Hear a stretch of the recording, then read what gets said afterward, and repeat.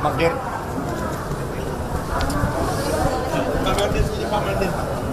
Ya. Ya. Baik, teman-teman, rekan-rekan pers.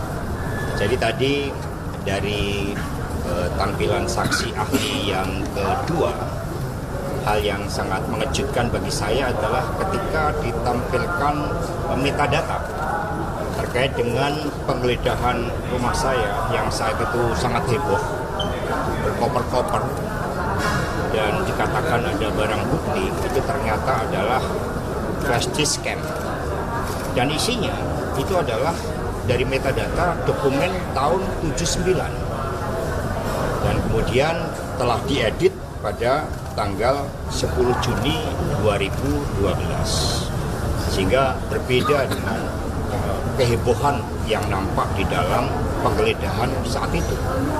Kemudian yang kedua, juga dari data rekaman percakapan antara saudara Harun Masiku dan Nur Hasan, di mana dari rekaman itu menjadi salah satu dakwaan terhadap obstruction of justice.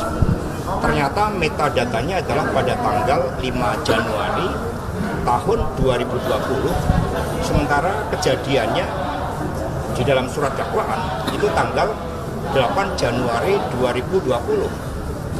Dan di luar itu juga banyak dokumen-dokumen yang ternyata telah diambil itu sebelum keluar surat perintah penyelidikan, di mana sprindidik itu baru dikeluarkan pada tanggal 20 Desember tahun 2019. Sehingga ini tentu saja menimbulkan bahwa berbagai upaya daur ulang kasus yang dipaksakan, ini fakta-faktanya semakin kuat. Demikian dari saya mengucapkan terima kasih kepada dukungan dari penasihat hukum yang sangat luar biasa, dan selanjutnya silakan kepada penasihat hukum kami. Terima kasih. Begini,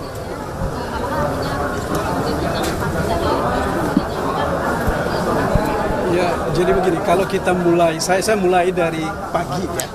Pagi tadi ahli itu menerangkan terkait dengan satu rekaman tentang keberadaan Pak Hasto, keberadaan Harun Masiku yang pertama berada di Jakarta Barat, di Kebonjeruk. Kemudian yang kedua dalam waktu 1 detik atau 1 menit itu 1 detik dia kemudian berada di Sarinah, bukan di Sarinah, di Tanah Abang. Nah, justru karena itulah yang kita tanya, yang saya tanya dari awal tadi kepada ahli, apakah masuk di akal dengan jarak sekitar lebih dari 6 kilo, ya, orang bisa berjalan dalam waktu 1 detik. Ini menunjukkan bahwa bukti-bukti yang digunakan untuk mencoba membuktikan keberadaan Harun Masiku, ya, terutama terkait dengan obstruction of justice, ini justru tidak ada. Itu yang pertama. Kemudian yang kedua, tadi pagi juga kita persoalkan mengenai rekaman perjalanan dari satu handphone yang katanya dipegang oleh Nur Hasan. Dari pukul 14 atau kemudian sampai 16, kemudian sampai pukul 19 itu berada di Kebayoran dengan jalan yang berliku-liku. Dalam keadaan normal, ya, karena itu hari itu adalah hari Rabu, ya. Saya nggak tahu kalau orang terbang mungkin baru bisa. Karena dari catatan yang ada dari satu tempat ke tempat yang lain itu sekitar lebih dari 1 jam, 2 jaman lebih. Karena itu mutar-mutar, termasuk diantaranya saudara-saudara bisa bayangkan dia ke Mampang Perapatan, kemudian dari Mampang itu ke daerah menteri yang di depan belakangnya LIPI, ya, itu yang namanya saya lupa namanya itu, ya. Ini memerlukan waktu yang kalau dalam keadaan normal pasti lebih dari 30 menit dari satu tempat itu saja ke tempat yang lain. Jadi apa yang mau kita katakan. Kemudian tadi terakhir juga ahli yang terakhir ini juga tidak diminta untuk memeriksa kebenaran CDR yang tadi pagi diperiksa oleh seorang ahli yang tadi dihadirkan. Ini artinya apa? Betul-betul mereka tidak profesional di dalam menggunakan bukti-bukti dan terutama untuk membuktikan dakwaan. Apalagi ini kan kami tanya misalnya apa bukti yang bisa menunjukkan menjadi bukti ada suap, ya, kemudian ada perintangan penyidikan. Sebab kenapa kami bersikukuh tentang itu? Karena beberapa waktu yang lalu saksi dari KPK pun mengatakan bahwa mereka tidak ketemu Pak Hasto di PT IKA. Ya, kalau saya hitung dari Menteng sampai ke Wijaya 1 itu sekitar 10 kilo atau lebih. Jadi tidak mungkin orang dalam waktu 10 kilo itu bisa dalam waktu kurang dari setengah jam. Ya. Ini saya kira hal-hal yang menurut hemat kami ini menjadi bukti bahwa betul-betul rekayasa terhadap perkara ini memang dilakukan secara terstruktur. Ya. Jadi apa yang mau kami katakan adalah bahwa apapun nampaknya sekarang dilakukan untuk menghukum Pak Hasto. Satu lagi yang lebih penting, yang tidak kalah pentingnya, dari 46 penyitaan itu tadi sekitar lebih dari hampir 40 ya, 3 atau 35-an penyitaan itu dilakukan oleh Rosa. Ya. Saya nggak tahu penyidik yang lain kemana. Apakah memang betul ini dilakukan untuk kepentingan pemeriksaan perkara, ya, atau ada untuk kepentingan lain? Mengapa tidak dilibatkan penyidik yang lain? Kita nggak tahu. Jadi kita sih berharap betul bahwa ya agar supaya kita berhati-hati di dalam melihat perkara ini. Kami tidak mau, seperti berkali-kali saya sampaikan, kita tidak mau ada politisasi untuk merusak harkat dan martabat orang, terutama Pak Hasto ini. Saya kira itu yang bisa saya sampaikan. Terima kasih. Tambahan sedikit mungkin ya. Jadi biar lengkap saya mulai dari pagi. Ada persoalan serius tentang keakuratan penggunaan data dan bukti.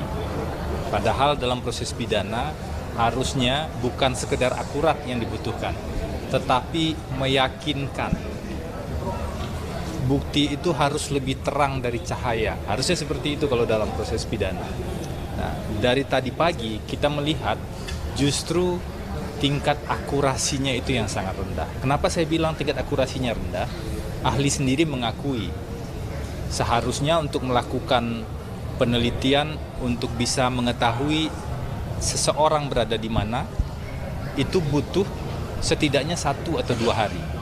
Tapi dalam proses pemeriksaan ini ahli diminta untuk melakukan analisis itu selama 1 jam. Bahkan ahli mengatakan tadi saya kekurangan waktu untuk bisa melakukan analisis sehingga kemungkinan human error itu, kesalahan-kesalahan itu memang mungkin terjadi. Nah, ini penting sekali karena terkait dengan seberapa akurat bukti yang diajukan yang menunjukkan seseorang itu berada di mana. Berada di mana Pak Hasto pada waktu itu, Kusnadi, Nur Hasan, Harun Masiku, itu tergantung bukti, salah satunya adalah CDR. Poin kedua adalah satu-satunya bukti yang dijadikan pedoman dalam menentukan posisi orang-orang pada hari itu adalah bukti CDR atau call detail record. Tetapi sore ini kita dengar secara langsung bukti CDR itu tidak diaudit dalam proses digital forensik. Pertanyaannya, bagaimana mungkin bukti yang seperti itu bisa digunakan dalam sebuah proses hukum pidana, apalagi untuk membangun tuduhan tentang seseorang melakukan tindak pidana. Nah, bagi kami selain untuk perkara ini mestinya jadi koreksi bersama ke depan. agar bukti-bukti yang dihadirkan betul-betul bukti yang meyakinkan.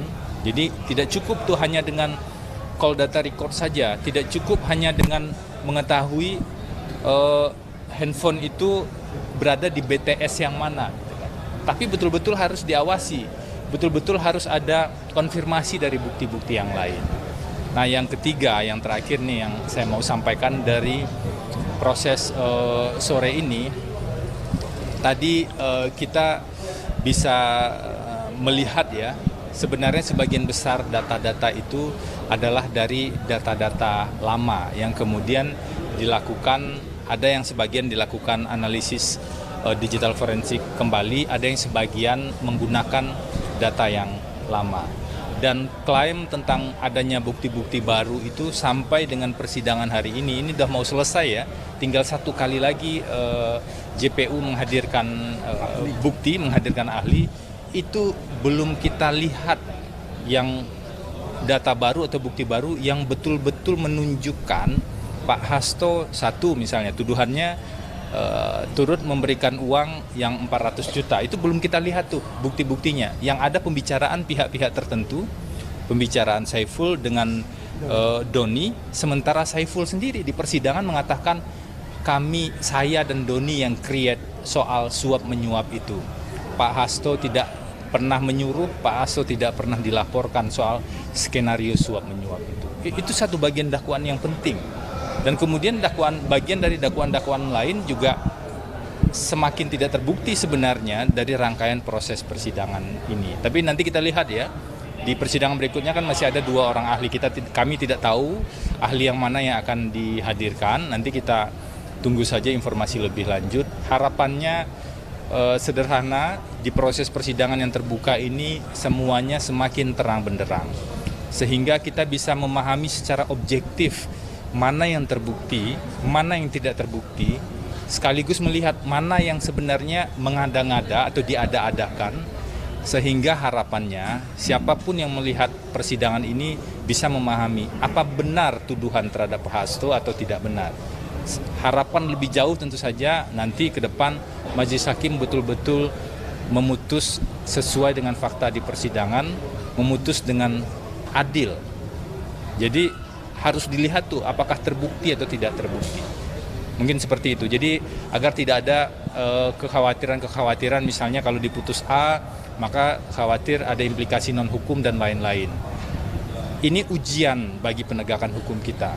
Jangan sampai ada aspek-aspek non-hukum yang kemudian berkelindan mempengaruhi sebuah proses hukum. Mari kita kawal bersama-sama karena sidangnya terbuka. Kita lihat bukti-buktinya secara objektif. Itu ajakan kami dari tim penasihat hukum. Artinya Anda mengatakan bahwa ada kesan kasus ini dipaksakan dengan tidak akurat tadi bukti dan kemudian banyak membilang buktinya tidak meyakinkan. Yang bisa saya uraikan sampai dengan hari ini ada persoalan serius terhadap akurasi bukti. Salah satunya tentu yang diuji tadi pagi kan soal analisis posisi ya tentang call detail record. Dan yang kedua tadi terkonfirmasi di ahli yang kedua, ahli sore ini bahwa data tunggal CDR tadi itu ternyata juga tidak melewati proses audit. Jadi secara prosedur juga ada pertanyaan serius tentang hal itu. Dan banyak catatan lain kan sebenarnya yang sudah kami sampaikan dari rangkaian persidangan demi persidangan. Mungkin itu dulu ya. Terima kasih.